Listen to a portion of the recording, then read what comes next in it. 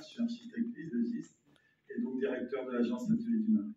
Donc ce soir, on vous présente un avant-projet, on est là pour discuter, c'est une réunion publique, donc recueillir toutes vos réflexions, vos demandes, vos observations, sachant qu'on passe, comme disait Monsieur le maire, sur la 3e tranche, l'aménagement des 2 premières tranches. On reste à peu près dans la même philosophie de projet. Denis va nous la dérouler progressivement. Et donc, globalement, on reste dans la même philosophie. Avec ce nœud routier qu'on a souhaité travailler, ça fait déjà un moment qu'on travaille dessus, sur cette notion de giratoire, parce qu'il nous semblait bon, sur cette avenue du port, à un moment, de pouvoir se retourner pour remonter vers le cœur du bourg. Donc, on trouvait que c'était quand même un point d'échange important, mais ça a aussi été un point un peu difficile avec l'agence routière, parce qu'il faut savoir que ce qu'on présente ce soir doit être validé par l'agence routière. Donc il y a des principes qui nous plaisent, d'autres un peu moins, mais on est sous la directive quand même de l'agence routière qui reste responsable et propriétaire de la gestion de cette route départementale. Denis, on y va? Oui. Donc du coup, on va partir du messager vers le port.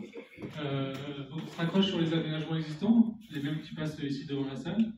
On reste sur le même profil d'aménagement, avec l'objectif de relier le port avec une liaison douce sécurisée. Donc on est dans le même profil. On a la liaison douce qui est en partie droite, en allant vers le port ici, côté salle. Donc on se raccroche sur les aménagements existants au niveau du garage. Il y a la création du giratoire, donc comme le disait Pierre, à la fois pour l'extension du projet LISA 10 et aussi pour avoir aussi un point de retournement sur l'avenue qui est assez longue, et donc on trouvait ça intéressant d'avoir un retournement. Donc ça a fait l'objet de plusieurs réflexions, plusieurs scénarios, et donc on est arrivé à celui-ci, parce que c'est un peu compliqué, l'emprise était un peu limitée, et on a le giratoire qui est un peu désaxé de l'axe principal, donc on n'avait pas une grosse déflexion. La déflexion, c'est le fait des gens qui viennent du port, qui remontent. On n'avait pas une grosse déflexion dans le giratoire, mais on reste en secteur urbain, donc finalement ça a été validé. On a réduit, en fait, compte, une chose qui est importante, on a effectivement réduit le giratoire du fait de l'emprise qui aurait été faite sur le garage autrement, donc notamment avec Michel Leray, on a vu. Et donc le département à la fin a validé notre projet, parce qu'on avait une emprise trop importante autrement sur le garage. Et il y a également une emprise sur le terrain de Leader Price. Ici, aujourd'hui, le garage a une parcelle à angle droit, pratiquement ici. Toute cette partie-là est prise sur le garage. Et ici aussi sur l'ancien Lidl ou Leader Price, aujourd'hui le bâtiment qui est en attente de transformation. Et voilà, une petite partie ici d'acquisition aussi. 150 mètres carrés, je crois. Ouais. Donc ce sera à la salle de gym Basic Fit qui va s'installer sur ce bâtiment. Donc sur ce rond-point, c'est un rond-point qui sera avec des îlots franchissables pour permettre le passage des camions, parce que du coup les gérations dans ce sens-là pour aller à l'ISA 10 rendait obligatoire d'avoir un petit îlot franchissable ici. Également ici pour il y en a peu, mais ceux qui viendraient du camping, ils ont besoin, eux, de franchir légèrement cet îlot-là, donc celui-ci sera franchissable. Et ici, une gération qui a été importante, c'est depuis la rue Chateaubriand pour aller vers le camping, ou également, s'il y a des compagnies agricoles ou autres, il y aura un îlot franchissable qui permettra donc, du coup cette gération, tout en gardant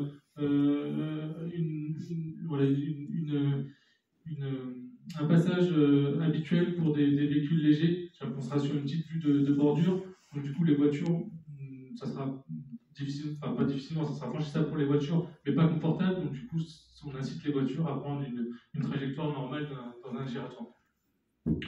Donc on assure la liaison douce au sud en contournant ce giratoire-là, et on la retrouve après sur le profil en descendant vers le port. On recalibre le carrefour au niveau de la carrosserie, et ici potentiellement la contrôle technique qui devrait s'implanter. Donc on recalibre le carrefour qui est très très ouvert aujourd'hui et qui permet de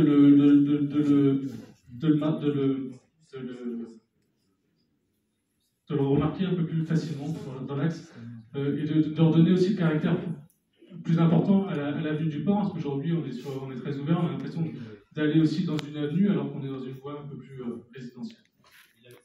Il y avait été question à un moment de temps, si vous voulez, de prendre un peu de terrain au Crédit Mutuel également.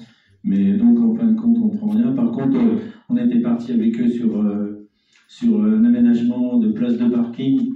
Ici, là où vous avez une haie qui ne sert pas grand-chose, ici. Et donc, je pense que si vous voulez, sur ce côté-là, on fera 7 places de parking, d'après ce qu'on a vu, pour permettre d'augmenter le nombre de places de parking au Crédit Mutuel.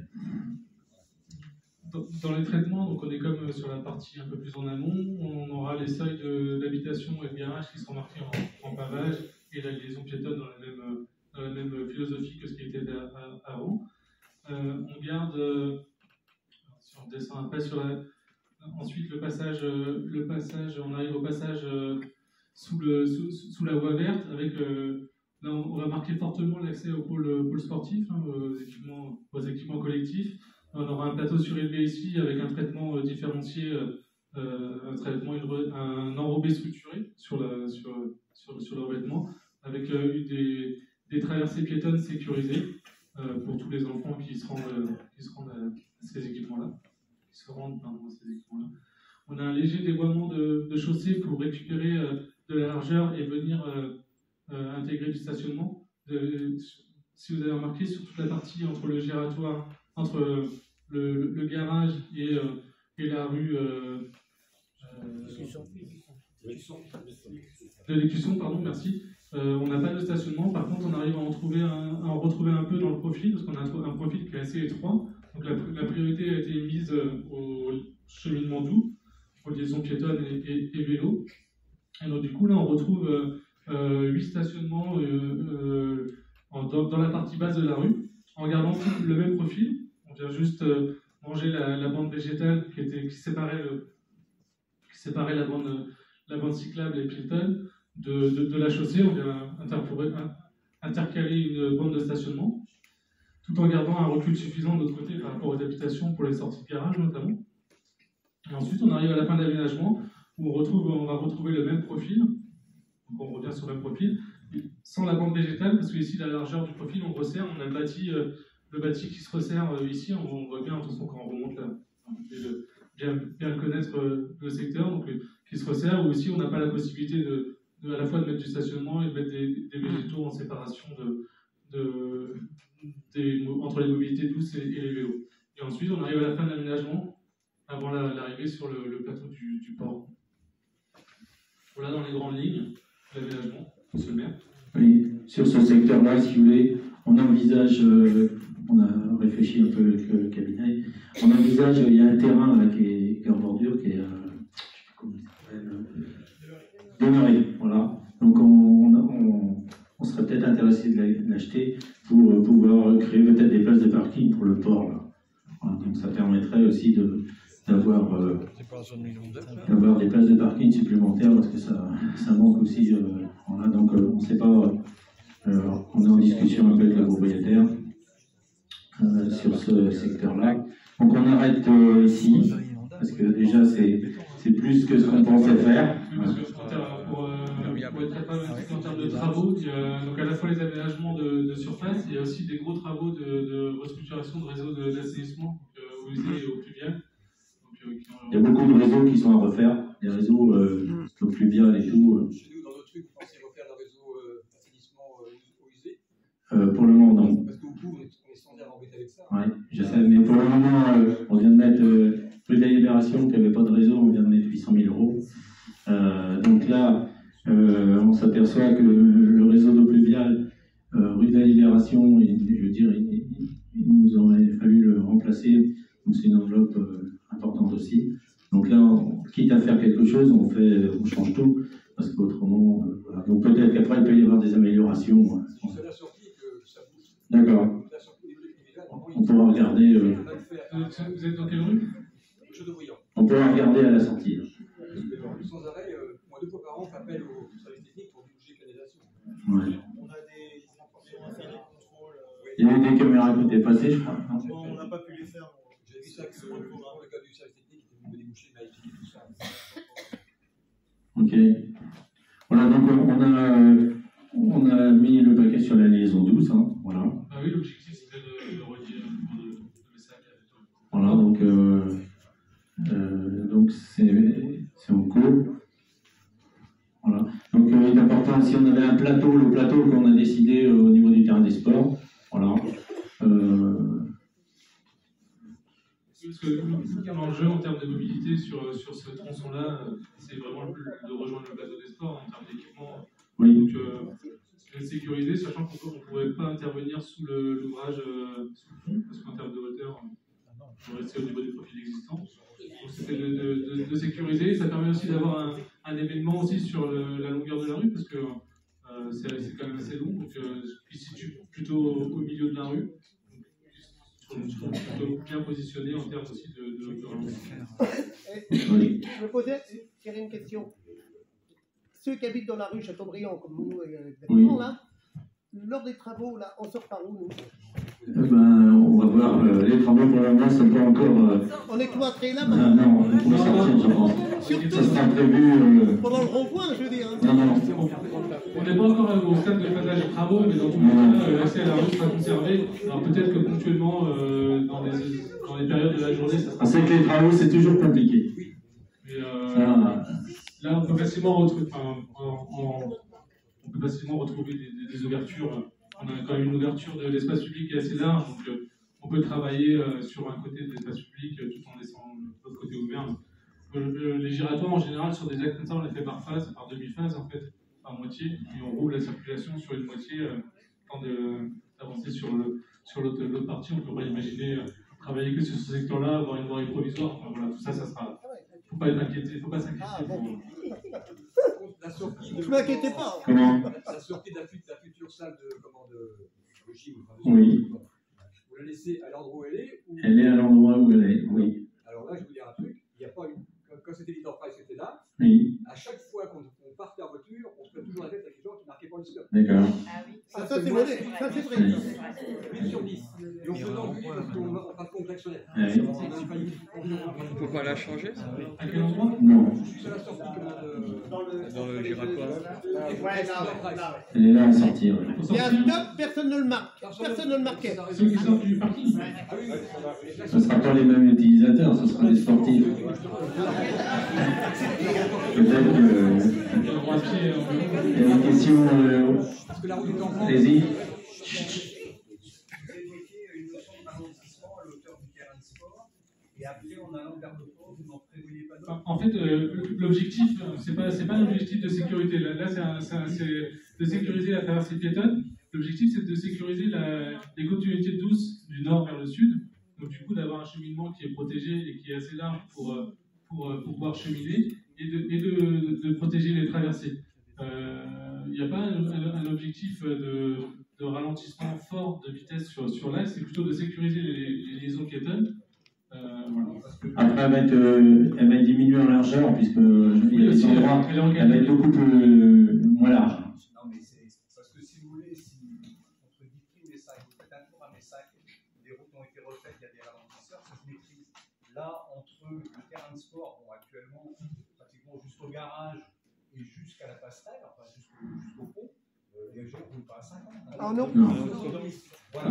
Plus près des 90, 100. Mais là, on aura un plateau. J'ai pas de comptage, mais oui, effectivement, ça serait... On aura un plateau ici et pour le rond-point. Donc en arrivant au rond-point, ça va réduire la... Oui, mais Thierry, après, ça va rouler. Hein. Oui. Je te dis, ça, j'en étais Non, mais on pas. ne va pas mettre tous les 100 mètres au lieu Mais des... pourquoi il y en a 3 à Messac, côté Messac? Ils ne vont pas rester peut-être... vous savez qu'il y a des travaux à la gare. Il y en a 2 côté Messac qui risquent d'être modifiés parce que suite à l'aménagement avec le département au niveau de la gare. S'il vous plaît, Oui. j'entends bien votre réponse. On en prend acte. J'habite dans le virage. Oui. Bah, je peux vous assurer, moi, quand je sors, bah, des fois, il y a des moments, c'est limite.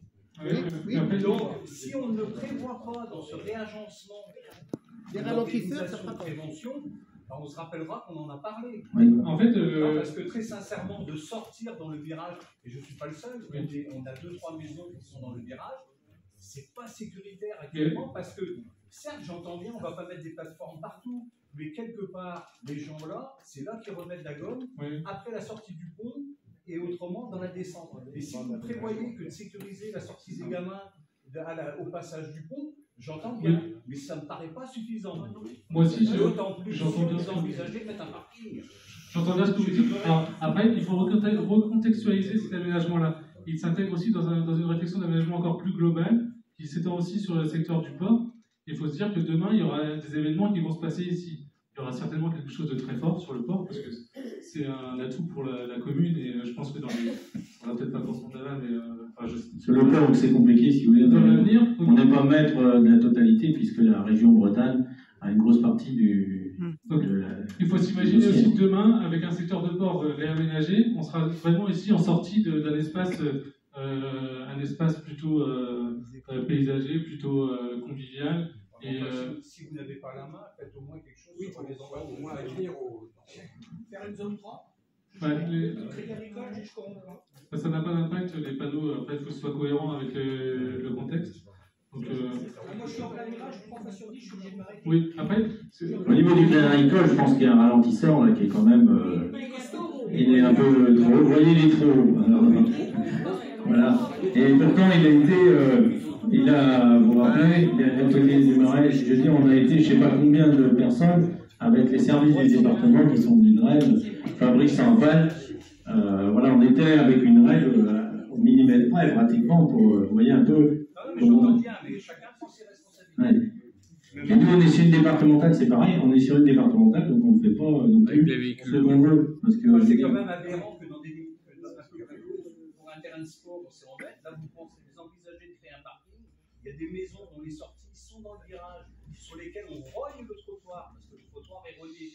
Non, mais vous êtes de quel côté? Côté intérieur, côté nord, enfin, par rapport à votre plan, côté du dessus, la circulation douce, elle est sur le trottoir opposé. Oui. Donc la visibilité reste sur le trottoir opposé, pas sur le trottoir des voitures qui sortent. Oui. Maintenant, j'entends votre réponse, mais on l'aura évoqué. C'est hyper dangereux. Je ne peux pas vous dire le nombre de chiens et de chats qu'on s'est fait écraser en sortant de la maison parce que les gens déboulent à 70. Tant que c'est pas un gamin, on n'en parle pas. Mais vous, je comprends pas, du coup, les chats et les chiens vont sur la route et d'accord. Ils sortent de la propriété. Oui, mais ils n'ont pas pensé à la propriété. Tant que c'est pas un gamin, les gamins, ils sont pareils. Les gamins, ils sont pareils. Le portail est ouvert. De toute manière, la largeur de la route va être revue. Hein. Oui, c'est important quand même de le signaler. Je veux dire, le profil de la rue tel qu'il est prévu, il va être réduit. Donc ça va aussi permettre de réduire la largeur et la vitesse également normalement. Voilà. Est-ce que la voie douce va être rendue obligatoire parce que 90... Il n'y a aucune voie douce obligatoire aujourd'hui. D'accord? Vous avez qu'à regarder partout où vous voulez. Le CEREMA fait des... Voilà. Ou alors, vous dites... même qu'on met, je veux dire... moi, le matin, j'en arrête souvent qui vont au collège des enfants. Ils n'ont pas de lumière.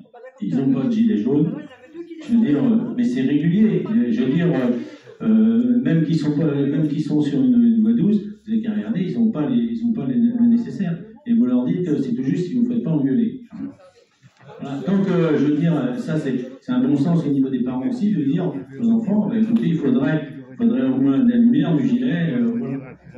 Oui, en termes de pratiquant du vélo, surtout les 5 minutes, on reconnaît que la solution qui est trouvée là, elle n'est pas du tout adéquate pour un vélo.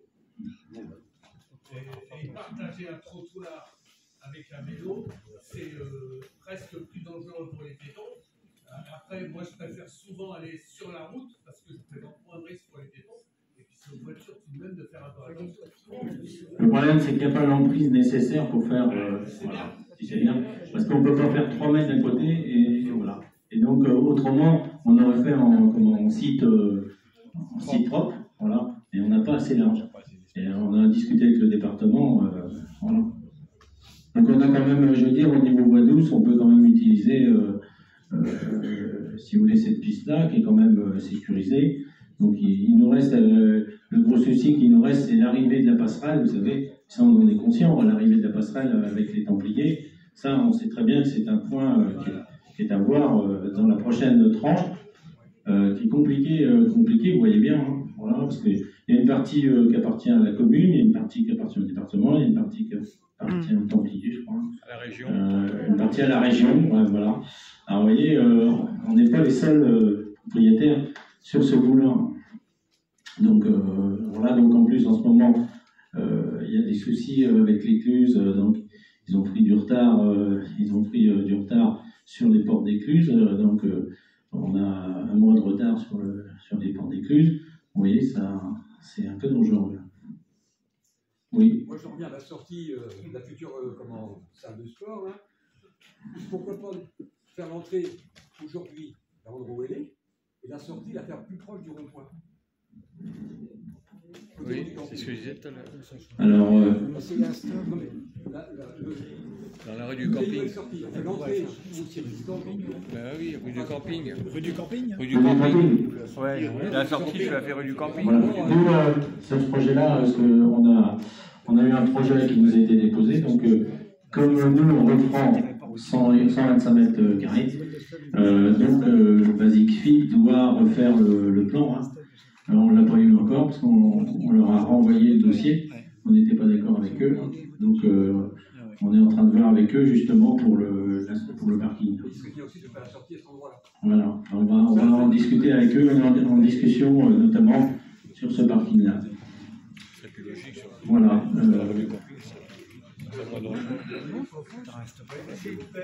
Oui. Il n'y a pas de circulation. Est-ce que sur le trottoir en face de la voie douce qui arrive sur le port, est-ce que là il reste du trottoir ou est-ce que ça fera comme une partie de la première phase, de la deuxième phase, dans lequel on a un trottoir au-dessus du Super U, pour être clair, où il n'y a pas de trottoir praticable, c'est de la bouse, c'est de l'herbe. Est-ce que là, est-ce qu'on est obligé de passer côté voie douce ou est-ce qu'on a quand même une capacité de cheminer légèrement sur le trottoir actuel en face de la voie douce? Oui, il y a la largeur suffisante, même la largeur réglementaire. Avec un revêtement au sol qui permet d'être praticable. Oui. Les trottoirs, généralement, quand ils sont refaits, voilà. En face de Super U, il y a un passage piéton qui fait traverser en face. Pratiquement 2 mètres. Mais ça veut dire qu'il y a un côté qui n'est plus utilisable. Oui, mais bon, il y a 2 mètres de large, il y a 2 mètres de large du côté intérieur de la cour. Voilà. Ça laisse 2 mètres de recul aussi pour sortir de chez vous. Elle sera moins large, elle est réduite à 6 mètres. C'est vrai qu'aujourd'hui, la largeur est variable et fait que il y a aussi demain l'appréhension que le contexte qui va changer pour les automobilistes et qui risque d'être un peu plus apaisé. Parce qu'aujourd'hui, dans un contexte très routier, avec une voirie très large, des accotements, il n'y a pas d'espace paysager, il n'y a pas de. On a un contexte de voirie, de vraie voirie départementale, limite à l'intérieur urbain entre deux communes. Et on a les habitations qui sont quand même en recul de la voie principale, donc on ne se sent pas forcément en cœur de bourg ou en agglomération. Et donc demain, on va recalibrer tout ça et ça va jouer aussi sur le comportement des usagers. De façon, pas sur tous, bien sûr, mais sur une partie. On n'a pas de problème avec les engins agricoles avec le Non, on est à 6 mètres, donc c'est confortable pour voilà. C'est vrai qu'au niveau véhicule, vous savez, on est donc dans l'agglomération 8000 véhicules jour. Il faut quand même le dire. 5000 à peu près qui viennent de Bain, et après qui se répartissent sur Pipriac et Loyac, on est à peu près à 3000 véhicules, pas tout à fait, 3000 véhicules jour sur ce secteur. Donc il avait été question, si vous voulez, à une époque de faire un contournement technique message, donc ça avait été mis, normalement ça avait été mis au département, voilà, mais vous avez lu comme moi les changements de politique au département, voilà, tous les contournements ont été arrêtés. Nous c'était un contournement qui coûtait environ 10 millions d'euros, puisqu'il fallait passer la Vilaine, hein, et puis la voie ferrée. Donc ça avait été prévu à l'entrée de côté Messac pour arriver sur Bain, de côté de Château-Blanc. Voilà. Et donc aujourd'hui, tout a été arrêté. Voilà. Donc sur un dossier comme ça, on est à peu près sur 1,2 million. Hein. Après, on va voir combien de bitume va prendre ou va baisser. Voilà, donc c'est un coût important. Le rond-point, du fait qu'il a évolué, il est un peu moins large Je veux dire, un rond-point autrement, c'est 250 000 € minimum. Voilà, donc là, c'est peut-être un peu moins. À quel diamètre 12 mètres. Alors, au départ, on avait prévu 18 mètres, mais si on prenait 18 mètres, on aurait été dans le garage à Arnaud. Là. Donc, voilà. Et puis après, on avait des problèmes parce qu'il y avait des cubes aussi qui avaient été supprimés du garage dans le temps à Michel Leray. Donc, on est resté, l'emprise foncière qui a été faite, qui a été vue avec Michel Leray, c'est à peu près l'emprise foncière qui avait été décidée à l'époque avec la commune de Guitry. Donc un peu amélioré parce qu'il y avait il n'était pas prévu de voie douce. Hein. Donc on n'a pas beaucoup d'acquisitions foncières en fin de compte à réaliser. Donc voilà, ce qui va coûter un peu cher, ben, c'est effectivement le pluvial et l'assainissement. Voilà. Les réseaux sont repris dans le cadre du schéma directeur des eaux pluviales qui avait été effectué sur la commune. Voilà. Bon, parce qu'on a travaillé également sur de l'eau qui arrive de l'Isadis. Là. Oui, c'est ça, ça arrive du nord de l'Isadis. Voilà. Qui passe dans l'Isadis aujourd'hui, qu'on est obligé de canaliser, qui vient du côté de Super-U, là, il y a la mare à Châteaubriand, et puis après qui repasse. Il y a tout ce qui aussi arrive le long de la route d'ancien Remblai, la SNCF, ici, une grosse capacité d'eau à arriver. Et pour redimensionner les réseaux pour absorber cette eau.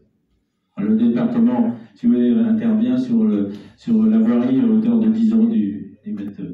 Oui, parce que les travaux vont être plus impressionnants en termes de réseau, parce que là, ça va être deux diamètres 600 qui vont être passés sous la route. Donc c'est plus au moment des réseaux que vous risquez d'être un peu plus embêté sur le secteur que sur les aménagements de voirie. Et là, on est sur une durée de travaux de combien de temps? Au moins 6 mois. Au début, ça commence quand? Début. On espère troisième trimestre, peut-être troisième trimestre 2023. Si les appels d'offres sont positifs, hein, c'est ça, voilà.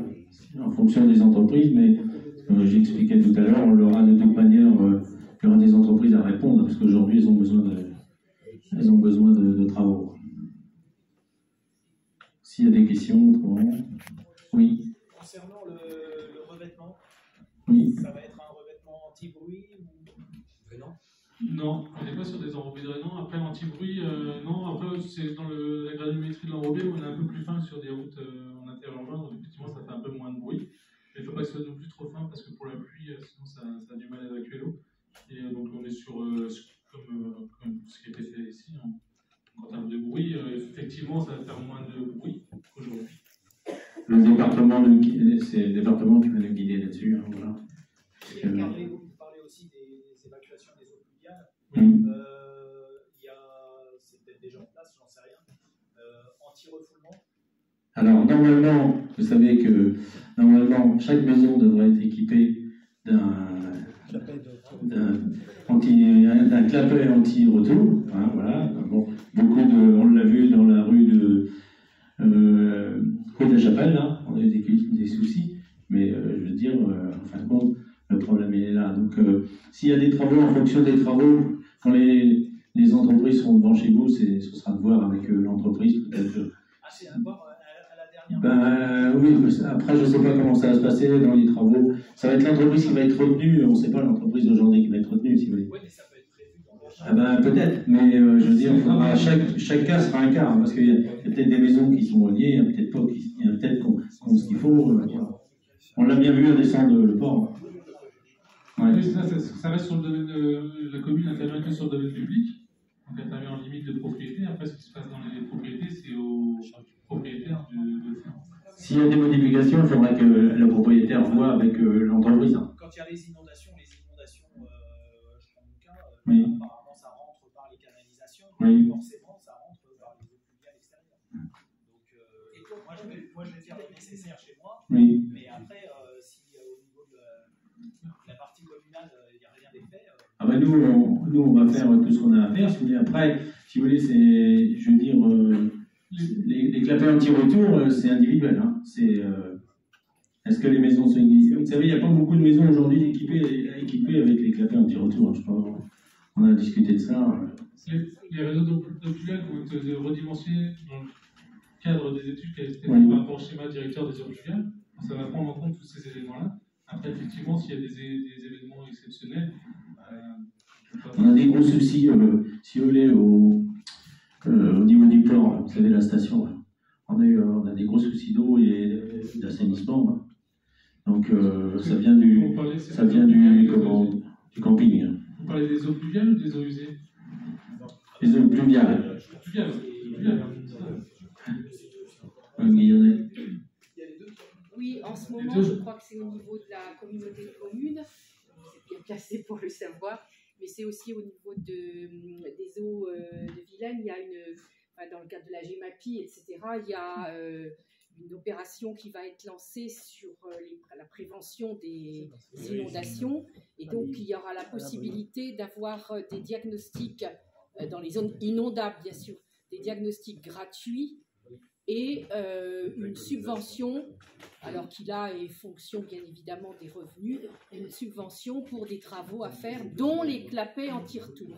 Vous l'avez on l'a mis dans le, comment ça s'appelle, dans le bulletin municipal. Vous avez fait une réunion l'année dernière? Oui, on a fait une réunion déjà où il y avait, donc il y a 200, sur Guy Prémissac, il y a 277 maisons qui peuvent donc prétendre ça.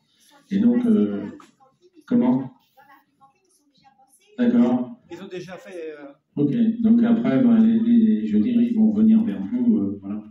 Mais si vous avez, si vous pouvez les contacter, je crois que c'est dans le bulletin municipal, on a mis, c'est l'activité bonne appris. À l'abri. À l'abri, voilà. Ce n'est pas lié aux revenus. Non, c'est pas lié aux revenus. Non, plus. Après, c'est limité parce qu'ils annoncent beaucoup de choses, hein, mais parce que c'est, je veux dire, c'est aussi bien sur la loi Atlantique que tout. Donc ils annoncent beaucoup de choses, mais au bout du compte, il faudra voir ce qui est finançable, parce qu'on est à 80%, je crois, oui, jusqu'à 80% pour les particuliers et 20% pour les entreprises. Jusqu'à hauteur de 36 000 euros, je crois. Ouais, donc c'est assez important. Surtout, ce qui peut être intéressant pour les gens qui sont inondables, c'est les bâtards d'eau, là. Hein. Les bâtards d'eau qui peuvent être mis dans les portes. Donc ça, par contre, moi, je conseille effectivement de les contacter pour ça, pour faire il y en a qui les ont fait peut-être par eux-mêmes, mais voilà. Donc c'est pas, effectivement, on est dans un secteur à niveau inondation qui est important. Voilà, donc simplement. Est-ce qu'il existe effectivement des clapets anti-retour pour les eaux pluviales? Parce qu'on sait qu'au niveau du pont de chemin de fer, l'eau arrive par la Vilaine alors qu'elle ne passe pas sur la route. Oui, mais justement, on va regarder dans le cadre des études qui ont été faites. On a un cabinet, dans le cadre du PLU, qui est intervenu, et c'est pour ça que, effectivement, comme disait tout à l'heure le cabinet, qu'il va y avoir des grosses modifications de réseau. Là. Et en fait, dans le cadre des clapets anti-retour sur le pluvial, si les réseaux sont en charge, qu'il y a un clapet ou pas, les autres vos pluies ne vont pas rentrer dans le réseau. Donc, Non, mais c'est l'eau de la Vilaine qui remonte ces réseaux-là. Oui. Là, il y a bien besoin d'un... Oui. Et ça, les études ont été vues là-dessus. C'est pour ça qu'il y a des gros travaux sur la station. Voilà, ouais. Voilà, donc, s'il n'y a pas d'autres questions, on va écouter ici. Déviation, ça n'a pas encore été avec le département. Voilà. Alors, juste la déviation, de manière, ce sera au niveau du port. Voilà, donc après, on remettra sur la rue de la Chapelle, le collège. Voilà. Et vous savez, on peut mettre une déviation en place. C'est bien que les différents utilisateurs des communes, après, passent par des raccourcis. Voilà. Alors, juste une précision, il y aura un deuxième temps d'échange avec les riverains. C'est-à-dire qu'il y aura une rencontre entre les riverains, notre agence, l'architecte, et les entreprises retenues pour les travaux. C'est-à-dire que les entreprises vous exposeront dans quelles conditions ils vont effectuer les travaux, les déviations qui seront mises en place. Ils vous présenteront également le conducteur de travaux qui aura en charge tout le suivi des travaux, ce qui permettra à tout moment de pouvoir intervenir ou poser des questions à la vraie personne. Ça ne sert à rien de repasser par nous, par le maire. Il y aura la personne sur le chantier, ce sera elle la personne référente. Donc c'est un temps, je pense que monsieur le maire communiquera à ce sujet-là. C'est important d'être présent. Et c'est l'entreprise avec nous qui s'engage sur les travaux et sur les déviations notamment. et les perturbations que vous allez avoir tout le temps des travaux. On reste sur une route circulée, ce n'est pas des travaux simples. Et comme disait Denis tout à l'heure, au niveau des réseaux, ce n'est pas simple non plus. Alors après aussi, on pourra passer par le terrain des sports aussi. On ouvrira au niveau du terrain des sports. Donc on essaiera de réduire un peu aussi la déviation pour pouvoir moins impacter le secteur. Voilà. Attention aussi, avec le passage surélevé, à éviter de faire ce qui a été fait au Crédit Agricole, où le trottoir ne correspondait pas à ce qui devait être fait. Parce que j'insiste là-dessus, parce que le passage piéton surélevé qui est au Crédit Agricole, ça n'existe nulle part. C'est un tremplin, et je ne comprends même pas que le département ait fait faire ça, parce que c'est dangereux à la limite. Non.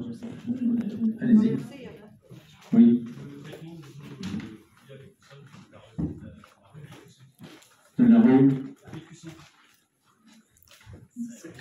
De toute manière, la rue des Buissons, elle va arriver, si vous voulez, dans la rue principale, mais nous, on ne fait pas de travaux pour le moment dans la rue des Buissons. Ouais. Mais par contre, on aura un impact, si vous voulez, puisqu'elle va rejoindre d'autres rues. Voilà.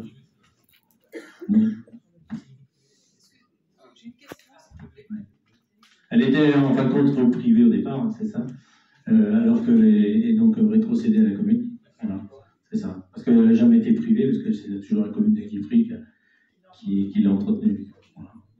Parce qu'il y a beaucoup de rues, si vous voulez, qui sont entretenues par la commune, et on est étonné quand on prend les plans, on a encore un cas là, c'est une rue en fin de compte qui est restée en privé, et c'est la commune qui entretenait. C'est-à-dire, donc, à un moment donné, on dit on fait des travaux, il faut que c'est la commune qui soit propriétaire. Voilà. On a le problème des lumières.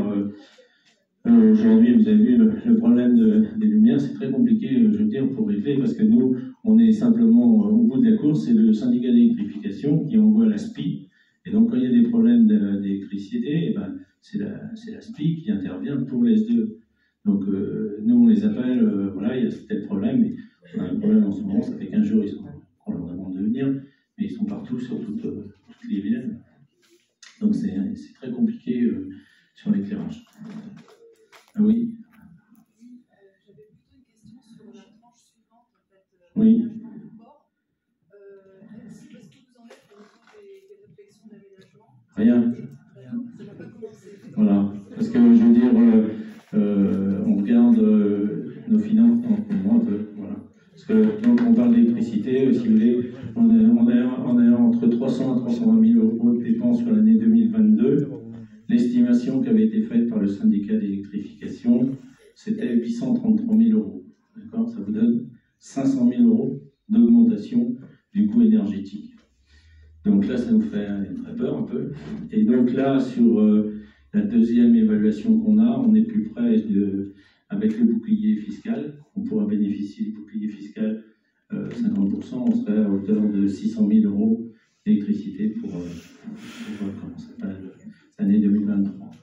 Et pendant la réflexion de cette prochaine tranche, est-ce que vous envisagez d'associer les travaux? Oui.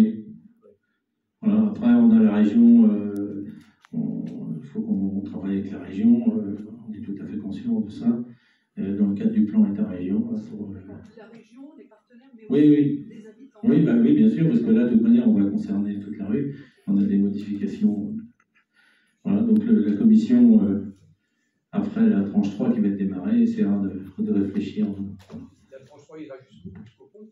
Non. Elle va jusque chez Madame Gion, la tranche 3. Non, mais l'autre, tranche 4, elle ira jusque. Voilà, et avec comment ça s'appelle, il y aura également dans le même une réflexion sur la sortie de la passerelle du côté Messac, en même temps que la tranche 4. Comme ça. Sous le pont, aujourd'hui, il y a l'escalier. Oui. Le GR39 passe là. Oui. Il suffirait éventuellement de faire une petite pente douce. Je sais. Et c'est un cours de vue avec eux. C'est un cours. C'est un cours, voilà. Ouais. Ça appartient à la région, c'est pour ça que ça a pris un peu de temps. Ouais. Parce qu'il a fallu. Quand on sort de la canne, là, oui, je sais. Ouais.